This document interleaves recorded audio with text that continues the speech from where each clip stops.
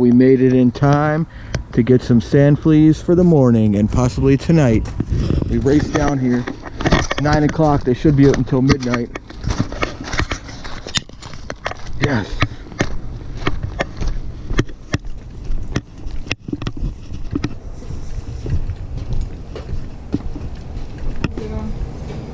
What's up? Any fleas? Yeah. All right, let's get 2 quarts. You want to? Yeah. Can we do 2 quarts of the sand, please? Oh, sand fleas. Hey. What's that money?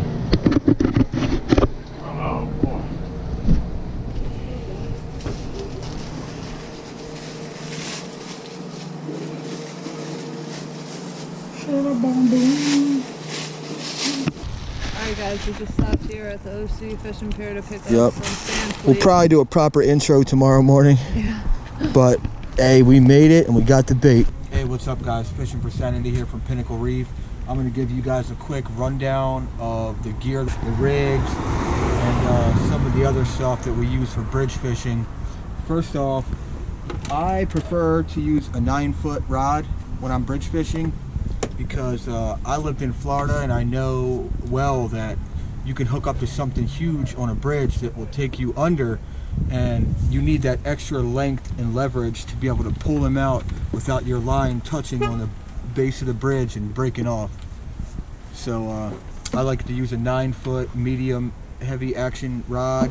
I got a 4,000 size Saltiga. Ellie runs a 7-foot rod with a 4,000 size Evic. 30-pound braid, bullbuster braid, of course. It's a knocker rig, so we use 50-pound bullbuster monofilament. We use bullbuster across the whole board, freshwater, saltwater, anything. So we prefer 50 because the structure we're fishing is covered in barnacles and mussels and oysters, so you want that abrasion resistance. And we're flipping these fish, some of them, a lot of them. So we're just using a knocker rig. We take a length of, I like to run a length of about 8 feet, because we're fishing that structure, so sometimes our bait is getting wrapped around the poles. So the more mono, the more abrasion resistance. So if you got an 8-foot section, you're pretty good depending on the depth of the water. We use ½ ounce to 1 ounce egg sinkers depending on the size of the bait, the movement of the current, the depth of the water. We use 1/0 to 3/0 SSW needlepoint owner hooks. They work perfect. And you just, like I said, take a piece of the mono, slide on your egg sinker, and then tie a hook to it. Here's what it looks like in the end. Basic knocker rig with the bullbuster mono. And then when it's down there, every once in a while you can give it a shake and it'll click and imitate a crab messing around down there. So it's a highly successful rig. Oh, on a side note, these 1 to 3 SSWs are the same hooks that I use in Florida for peacock bass, live bait. So that's what we use for the sand fleas. This would be the same exact rig we use for black drum fishing. We would just up the weight to about 2 ounces and the hook size to 8/0, because we'd be throwing half a blue crab. But that's it for tog fishing. And it can handle stripers. The hook's not going to bend out. So that's it.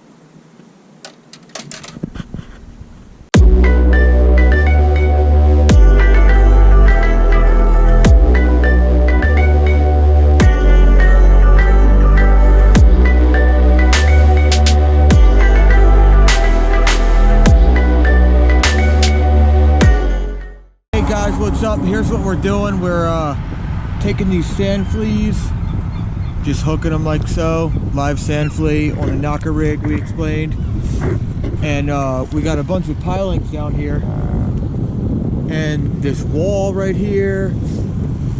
You want to get it as close to one of these pilings as possible. Perfect, that's the juice right there. Let it sink to the bottom and then keep contact with it. There's a lot of little fish down there, tons of different species, so you can hook up on anything. You can also drop it against this wall right here. You can drop it down over there and drift it under the bridge for stripers. Don't leave it too long, you know what I mean? Count to 30 or so, then toss it over under another pylon. Close as you can, right on the structure. That's where they're at. Sheep's head. You are gonna get a lot of snacks, but that's just the name of the game. Just wait for a bite now. Yep. Bite.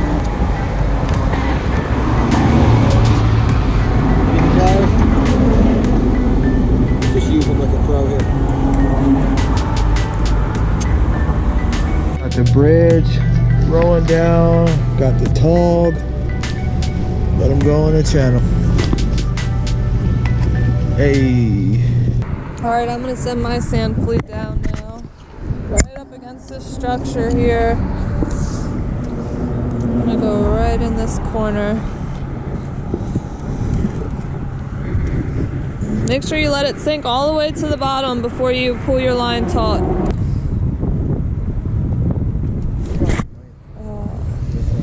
Just missed one, guys. I prefer to hook mine through their back like that. Gives a real nice hook exposure. You want to get a good lively one too.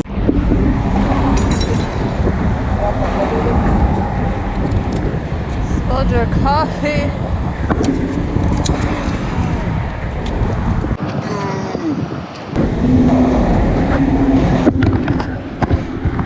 You really want to have a rag up here because these are really slimy fish. They're soft too. Their scales aren't really hard. Beautiful. Still pulling them off the structure. Pretty fish. I love catching them. And they're abundant too. A little bit cold, not too cold though. Beautiful, right? I like them a lot.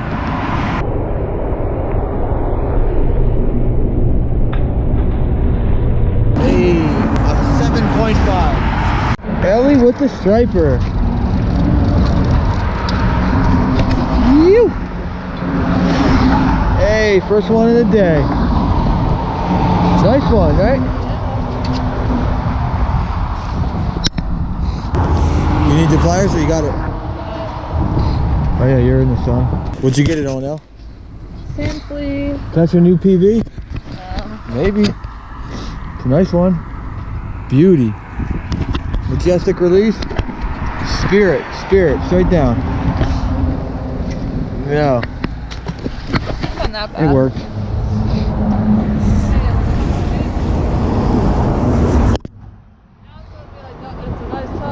Way to go, El. Tog. Yeah. Smaller than my last ones.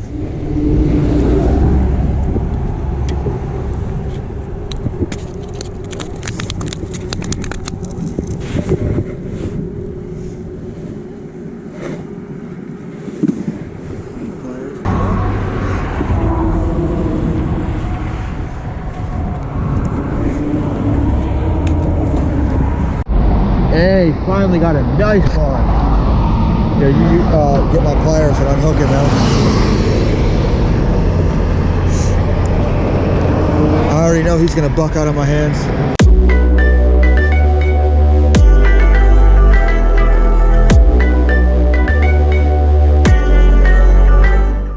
The bite seems to be picking up good. We're all slaying them, everybody around us, including us, and we're using sand fleas. Some other people are using green crabs. They both work just as good. It's mid-October and the tog bite is on.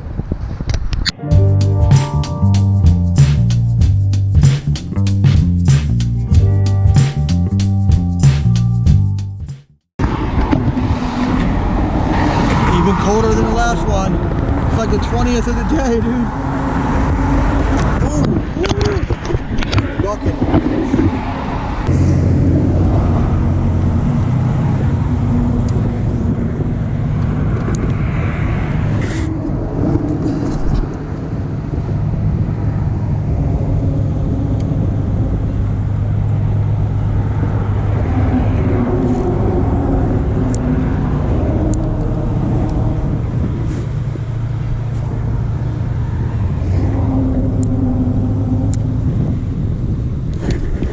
Got something. Oh man, feels like a nice one, right? Oh, it's out of here. Yep. Watch out so I can flip it. Guys, I wish I had a GoPro.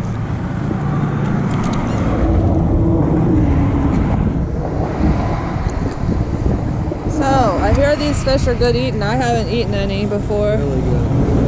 And if you can see, they have these kind of humanoid teeth.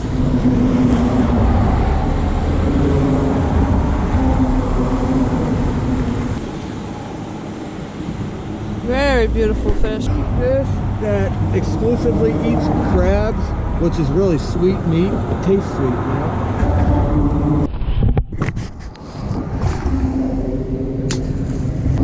Another thing I would like to express to you guys is once you've let your bait sink to the bottom and you're keeping it taut, you get a hit or something, you can always open your bail and let your weight sink back to the bottom and kind of just restart. I So often do that all the time. yeah, I do that a lot. Actually, that's what I just did. And then I had a hit, I missed it, I let it sink back down, test out to see if I even had some bait left on there, and bam, that's when that tog just hit it.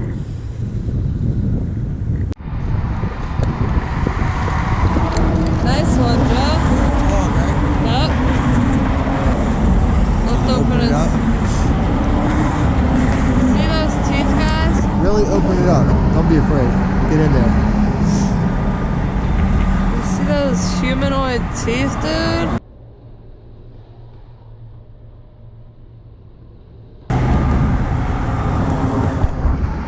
Nice one, Joe. Might just be the last fish of the day. Pretty one. Cool, right? Then we're gonna probably hit the inlet with some gotchas or some blues.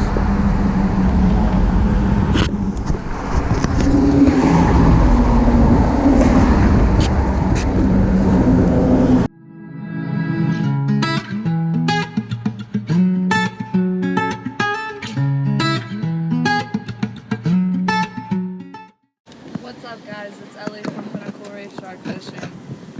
I'm just tuning in with you to give you a quick rundown of all things that you're going to require when you are fishing on a bridge. So the first thing, one of the most important things, being the bridge net. So this is a really vital tool to take with you because there are some fish that are going to be too large that you can't just flip them over. So make sure you have a large bridge net, and you want to make sure that your line is super long so that no matter what bridge you're at, you don't have to worry about it not reaching the water. Another key thing to bring with you, especially when targeting tog, is the hand towel. They're extremely slimy fish, so you want to be able to wipe your hands off. And Maryland weather in fall can get extremely cold temperatures. This morning it was super cold, and this evening it's warmed up now. Layers are very important. I'm telling you, whenever you need gloves and you need to take, I have like 6 layers on right now. It's always easier to take layers off than not have them, and you want to be able to be out there targeting those fish during those prime hours, and it can be cold then, so make sure you bundle up. Another thing you always want to bring with you to the bridge is water, and I do want to let you know if your bridge happens to not have a restroom, maybe don't drink a bunch of water because you'll be stuck up there and have to pee, and it can be a problem. Another thing you're going to need is a cooler. Not only you can store your sand fleas if you want, or if you're thinking about harvesting anything and you need to take it with you. You don't want to have to leave the bite, so it's really important to just come prepared, bring all the things that you're going to need.